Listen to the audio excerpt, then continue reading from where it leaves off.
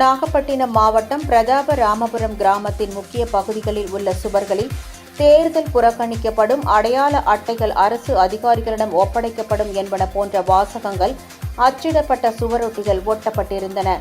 உண்மைக்கு புறம்பாக இந்த சுவரொட்டிகளை ஒட்டிய சமூக விரோதிகள் மீது உரிய நடவடிக்கை எடுக்க கோரி அப்பகுதியைச் சேர்ந்த அனைத்து கட்சியினர் நாகை மாவட்ட ஆட்சியர் ப. ஆகாஷை நேரில் சந்தித்து புகார் மனு அளித்தனர்.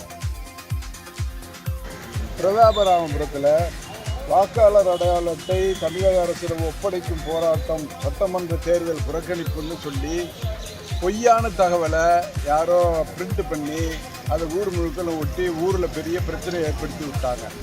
அது சம்பந்தமாக மாவட்ட ஆட்சித்தலைவர் அவர்களை பார்த்தோம்.